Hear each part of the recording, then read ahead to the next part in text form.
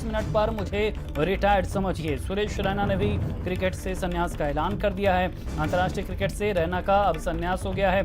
धोनी के ऐलान के बाद रैना ने भी संन्यास का ऐलान किया है। बता दें, दोनों दिग्गज अब अंतर्राष्ट्रीय क्रिकेट नहीं खेलेंगे। हालांकि अब आईपीएल में सुरेश रैना और महेंद्र सिंह धोनी दोनों खेलते हुए नजर आएंगे। तो बड़ी खबर हम आपको बता रहे हैं, भारतीय क्रिकेट टीम के 2 सितारे रहे महेंद्र सिंह धोनी, कैप्टन कूल माही, अब यहां पर क्रिकेट नहीं खेलेंगे अंतर्राष्ट्रीय। पहले ही टेस्ट से वो संन्यास ले चुके थे, अब वनडे और टी20 से भी संन्यास का ऐलान कर दिया है। महेंद्र सिंह भारतीय क्रिकेट का वो नाम जिसने आईसीसी की सभी ट्रॉफियां भारतीय टीम के झोली में डाली। इसके अलावा मैदान का वो महारथी जिसे सबसे बड़ा गेम चेंजर कहा गया, जो फिनिशर भी था, सबसे शानदार हिटर भी था, विकेट कीपर भी था और कप्तानी तो ऐसी कि दुनिया के बड़े बड़े खिलाड़ी भी माही के फैन थे। चाहे उनके हेलीकॉप्टर शॉट्स की बात कर ली जाए, चाहे यहां पर स्वीप शॉट की बात कर ली जाए, महेंद्र सिंह वो खिलाड़ी थे जिसने भारतीय क्रिकेट को एक नए मुकाम पर स्थापित किया। रिकॉर्ड की बात करें तो उनके रिकॉर्ड ही बता रहे हैं कि किस तरह से वो विलक्षण खिलाड़ी थे। सबसे तेज स्टंपिंग का रिकॉर्ड, वनडे में बतौर विकेटकीपर सर्वाधिक निजी स्कोर भी महेंद्र सिंह धोनी की झोली में था। और अगली खबर कानपुर से है, जहां पर चलती बाइक में आग लगने से हड़कंप हो गया। आपको बता दें, हादसे में बाइक सवार युवक भी झुलस गया। क्षेत्रीय लोगों ने हालांकि आग पर काबू पा लिया। नजीराबाद के गुमटी नंबर 5 की पूरी घटना है। तो कानपुर की तस्वीर हम आपको दिखा रहे हैं, जहां पर किस तरह से बाइक आग का गोला बीच सड़क पर बन गई।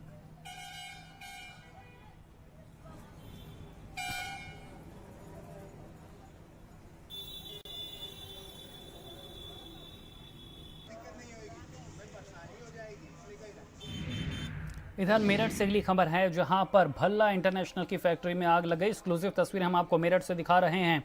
फायर ब्रिगेड मौके पर पहुंची है, राहत कार्य लगातार जारी है। आपको बता दें, क्रिकेट के सामान की ये भल्ला फैक्ट्री है जिसमें भीषण आग लगी है। परतापुर के उद्योगपुरम में ये फैक्ट्री है, जहां पर भीषण आग की तस्वीरें हम आपको दिखा रहे हैं। तो मेरठ की एक्सक्लूसिव तस्वीरें आपकी टीवी स्क्रीन पर है, जहां पर किस तरह से भीषण आग की तस्वीरें सामने आई है। फैक्ट्री में भीषण आग लगी है। क्रिकेट का सामान भल्ला फैक्ट्री में बनता है, जहां पर भीषण आग लगी हुई है। एक्सक्लूसिव तस्वीरें आपकी टीवी स्क्रीन पर है। इधर प्रतापगढ़ के बहेलियापुर गांव में दबंग युवक ने ग्रामीणों पर फायरिंग की है। फायरिंग करने वाले युवक का वीडियो वायरल हुआ है। आरोपी युवक पहले से कई मामलों में वांछित चल रहा था। युवक के फायरिंग करने से एक युवक घायल हुआ। वहीं ग्रामीणों ने आरोपी को पकड़ के जमकर पीटा।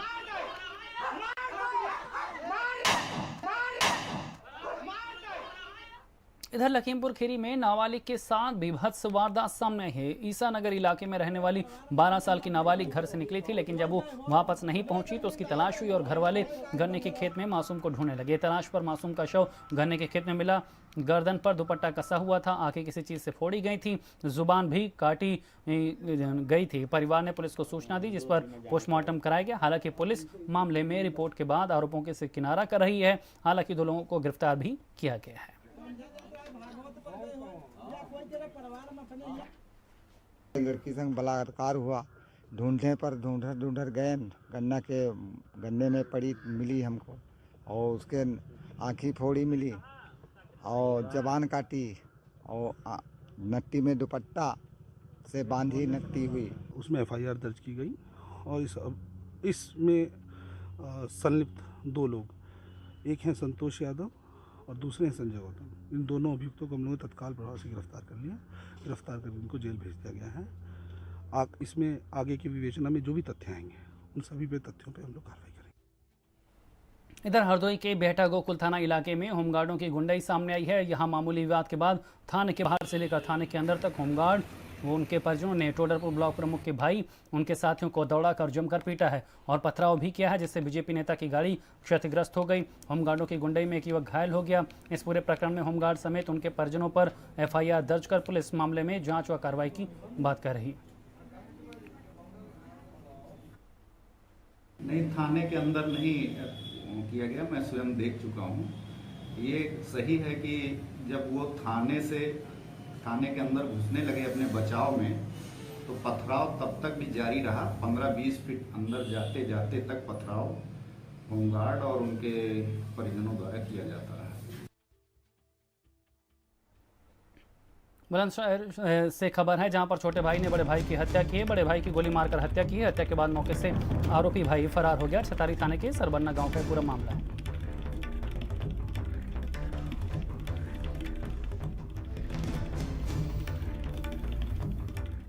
कन्नौज से अगली खबर है जहां पर पुरानी रंजिश में बुजुर्ग की हत्या कर दी गई है। धारदार हथियार से काटकर यह हत्या की गई है। पिता को बचाने गई दोनों बेटियां भी घायल हुई हैं। दोनों बेटियों पर भी जानलेवा हमला किया गया था। पुलिस ने हालांकि एक आरोपी को गिरफ्तार कर लिया है। चिबरा मौके चिलमिलायापुर का ये पूरा मामला है।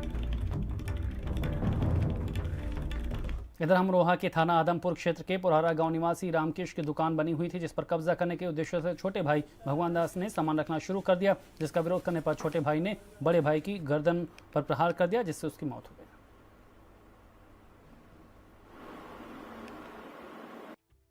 नहीं, कोई हथियार नहीं। उन्होंने गाड़ी में से निकाल के गड़ासा, एक छोले वाला जो गड़ासा होता है वो निकाल के और झड़ दे से दो मार दिए।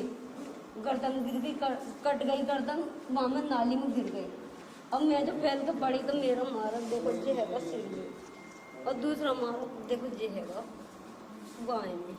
बस कोई बच्चा नहीं, कोई बचाने वाला नहीं। मोहल्ला वालों से बोलते कुछ भी इतनी बात नहीं हुई। पारिवारिक विवाद को लेकर छोटे भाई ने बड़े भाई के ऊपर गणासे से हमला किया, जिसमें उसकी मृत्यु हो गई। 100 का पंचायतनामा भर के पोस्टमार्टम के लिए भेज दिया गया है। विधिक कार्रवाई की जा रही है। क्या सर आरोपी को अभी तक पुलिस ने पकड़ लिया है? आरोपी पकड़ लिया गया है। आला कत्ल भी बरामद हो गया है। इधर अलीगढ़ के थाना ठप्पल इलाके से इंसानियत को शर्मसार करने वाली घटना सामने आई। एक अवैध युवक ने मंदबुद्धि किशोरी को अपनी हवस का शिकार बना लिया, जिसकी उम्र महज 12 साल बताई जा रही।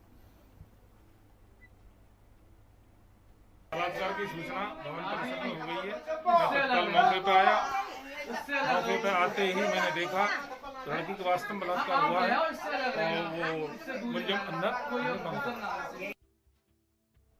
इधर स्वतंत्रता दिवस के मौके पर कानपुर पुलिस ने उन 8 पुलिस वालों को श्रद्धांजलि अर्पित की। बिकरू कांड के एक और आरोपी को पुलिस ने गिरफ्तार किया है, जिसकी जानकारी देते हुए एसपी ग्रामीण वीके श्रीवास्तव ने बताया कि गिरफ्तार किया गया आरोपी राजेंद्र कुमार बिकरू कांड की रात में शामिल था। उसने कबूलनामा भी किया है कि 8 पुलिस वालों पर किए गए हमले में शामिल था। घटना की रात साहब विकास दुबे ने जेसीबी लगवाई और साहब बाहर से कई बदमाश इन्होंने बुलाए थे। इसके बाद इन्होंने सबको छत पर भेज दिया। जैसे पुलिस कर्मी पहुँचे उन पर सब लोगों ने फायरिंग शुरू कर दी। मेरे बेटे प्रभात को विकास दुबे ने बरगला कर रखा था अपने पास। उसका इतना आतंक था कि मैं उसका कोई विरोध नहीं कर पाता था और मेरा बेटा उनके साथ था। सीतापुर से अगली खबर है जहां पर करंट की चपेट में आने से 5 लोग झुलस गए। इलाज के दौरान 2 लोगों की मौत भी हो गई है। 3 लोगों की हालत गंभीर है, जिन्हें अस्पताल रेफर किया गया है। इमलिया सुल्तानपुर थाना इलाके की पूरी घटना है।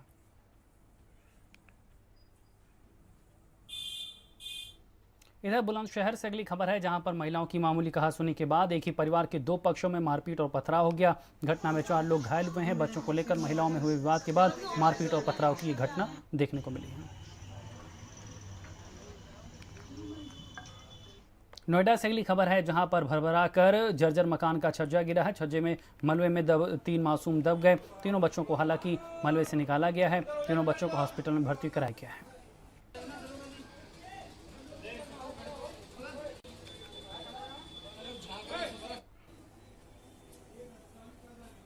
झांसी से अगली खबर है जहां पर भदोई के विधायक विजय मिश्रा झांसी पहुंचे हैं। कड़ी सुरक्षा में विधायक विजय मिश्रा को झांसी लाया गया है। पीएससी गेस्ट हाउस में भी इनको रखा गया है। बड़ी संख्या में गेस्ट हाउस के बाहर मेन रोड पर समर्थक भी नजर आए। मध्य प्रदेश से गिरफ्तार कर विधायक विजय मिश्रा को पुलिस अब भदोई ले जा रही है।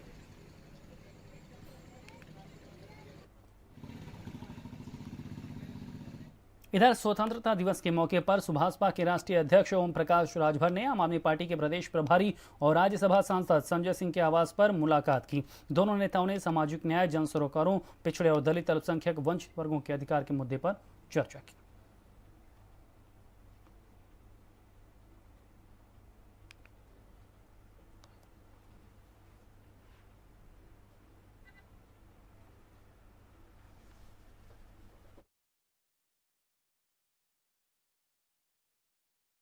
स्वतंत्रता दिवस के अवसर पर गाजीपुर नगर वासियों को नगर पालिका परिषद गाजीपुर की तरफ से हार्दिक शुभकामनाएं। और गाजीपुर नगर वासियों